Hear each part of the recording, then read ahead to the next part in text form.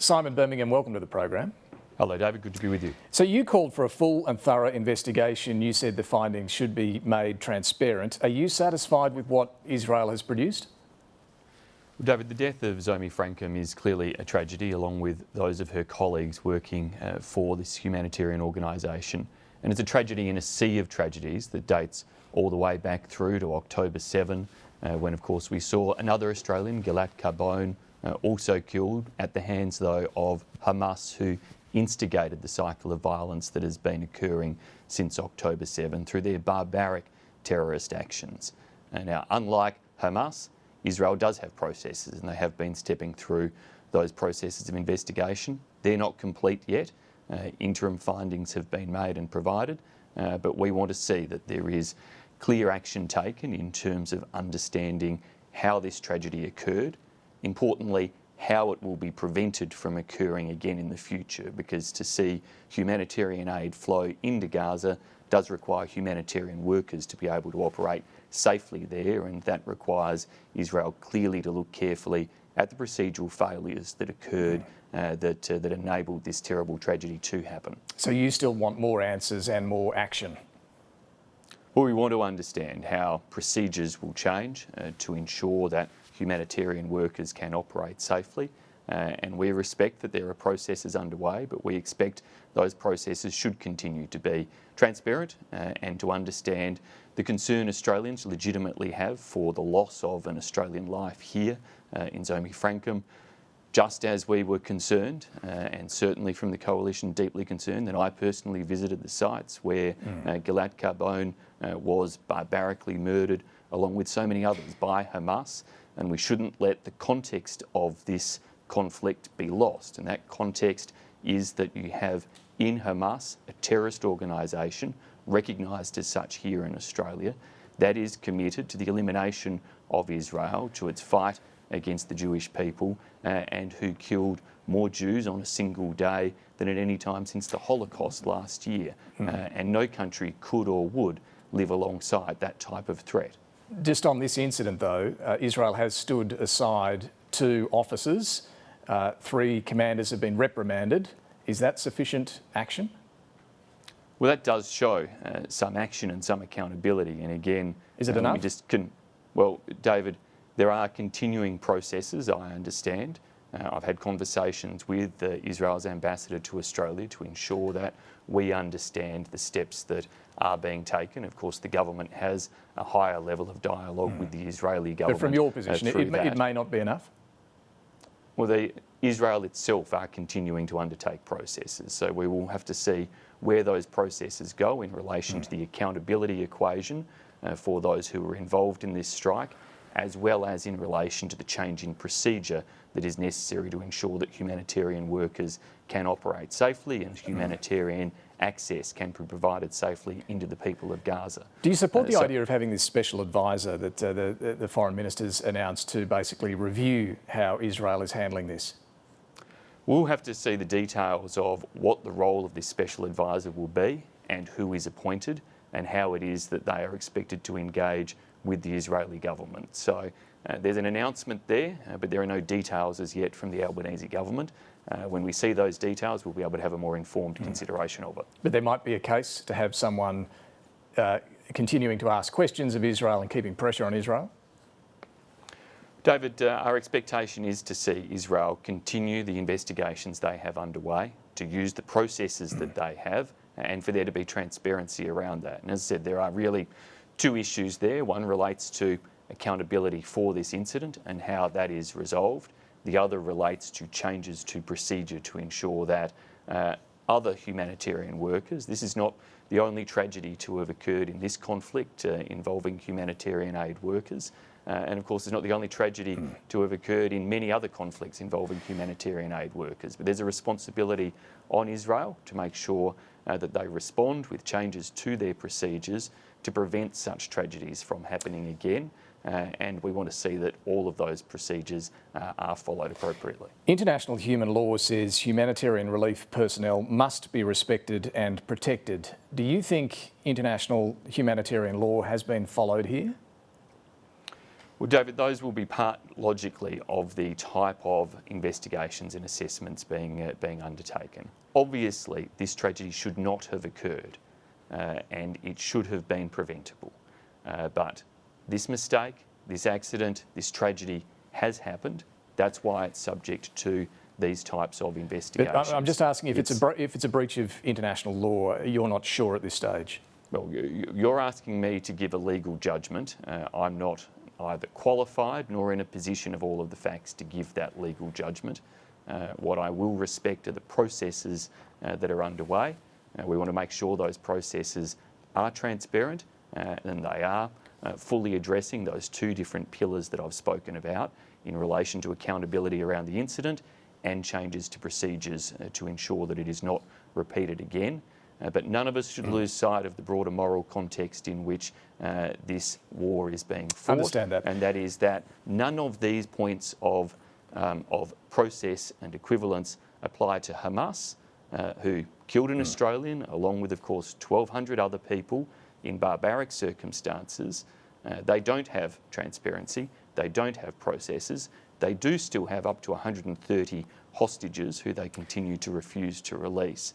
And they are continuing to hide their terrorist operations and their war infrastructure behind and under civilian infrastructure and humanitarian workers and others within Gaza, which has only created a far greater death toll than would have been the case were they an entity operating according to any type of standards or international law.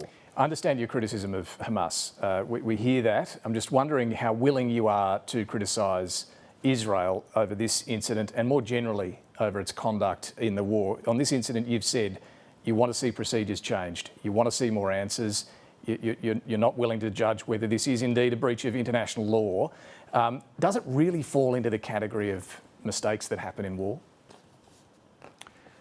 David, mistakes and tragedies do happen in war. But does this fit that category? It's naive for any of us to pretend that they don't and that innocent civilians haven't been killed by our forces, the forces of other nations and any other operating in a warlike context. That is the terrible, terrible tragedy of war and why we should all work through as many diplomatic channels and in the building of effective deterrence, which involves having strong investment in your defence forces to avoid having war. But does the question is, does this really fall into that category? David, this is a tragedy. It shouldn't have happened. It is wrong that it happened. We've been very clear about that. We have expectations in terms of the investigations that should occur, but we also cannot turn away or be so naive as to pretend that tragedies and mistakes don't occur in war. They do. They happen all the time. It's a terrible thing. We'd wish it wasn't the case. And in this relation, we seek to engage with Israel and we expect the Australian government to engage with Israel to understand how accountability can be had for the mistake that occurred and how it can be prevented in the future through changes to their procedures. More generally then, do you think Israel should take more care when it comes to the protection of civilian lives in Gaza?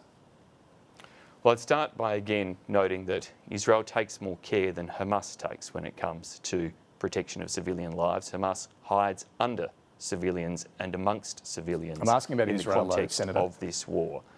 Now, Israel has responsibilities, as we have said from day one, to uphold international law and to have regard for that in the context of this conflict.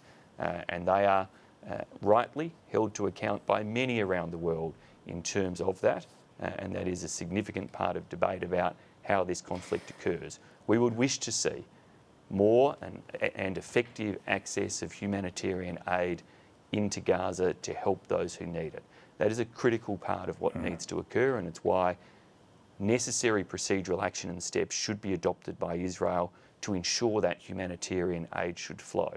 But we also would wish to see the hostages still held by Hamas released, and that is something that often seems to get overlooked in the public debate at present, that Hamas continues to hold those hostages.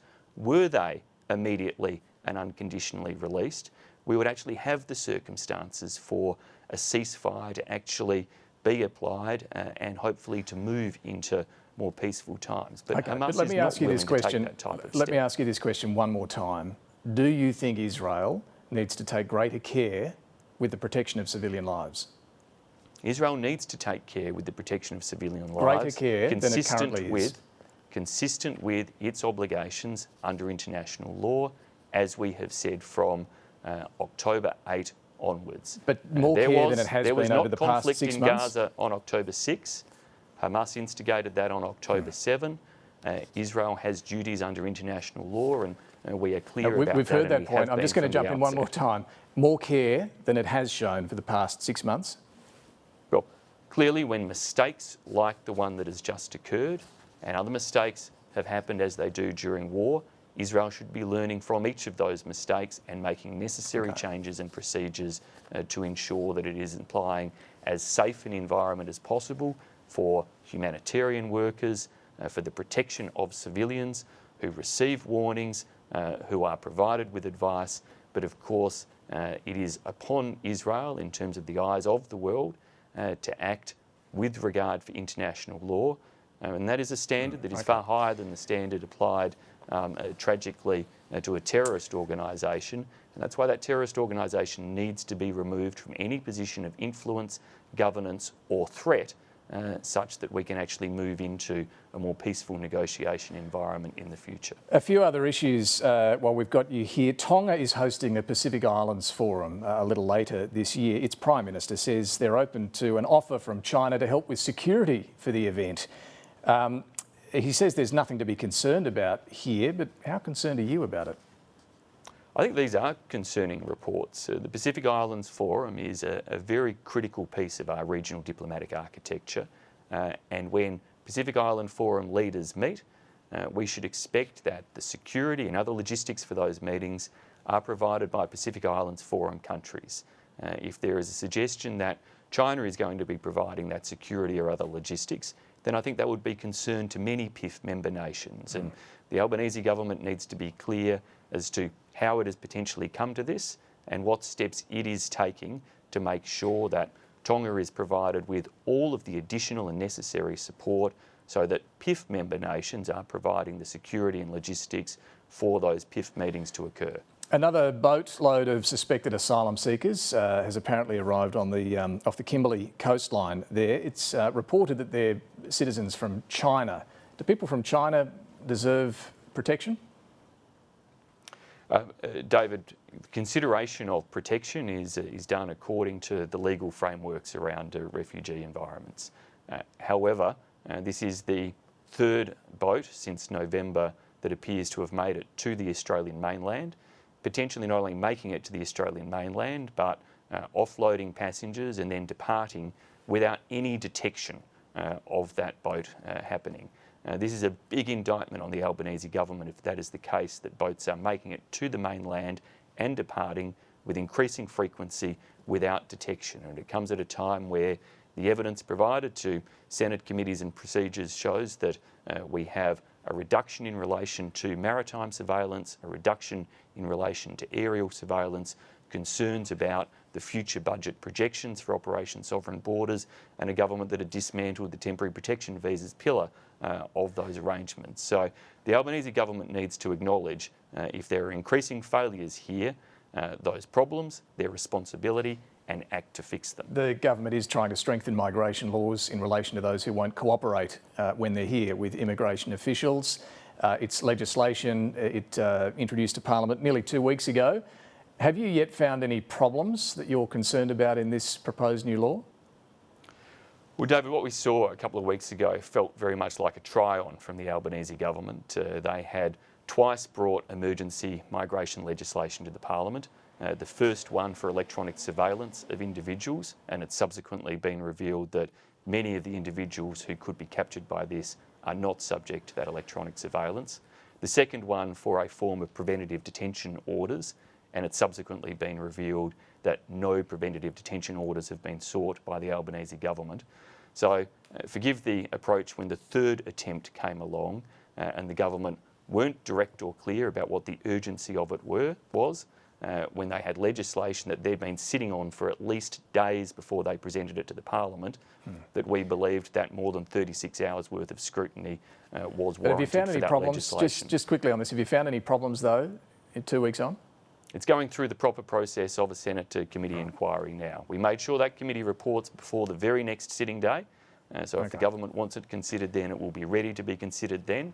But it's the standard process. Submissions are being invited from interested parties, and we will then hear from appropriate witnesses in that process. A final one, and this is about someone who actually is an Australian citizen. Yousef Zahab, he was 12 years old when his family took him to live under Islamic State in Syria back in 2015. For years, he was thought to be dead along with the rest of his family. Turns out he's alive. This is a pretty extraordinary story uncovered by SBS Dateline program. They've tracked him down in a Syrian jail. He's being held there without charge. He's been stuck there for years. Should Australia be trying harder to bring him home? There are enormous complexities when it comes to the situation in Syria. Complexities in terms of safety, access, the type of diplomatic relations that frankly don't exist, and they are challenges faced not only by Australia but by countries like Canada as well.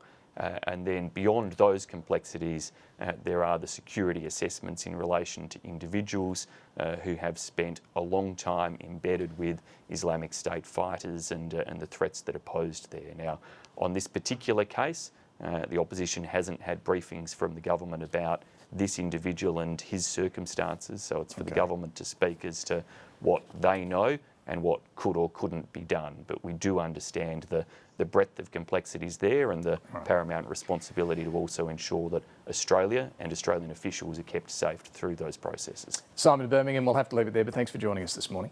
Thanks, David. My pleasure.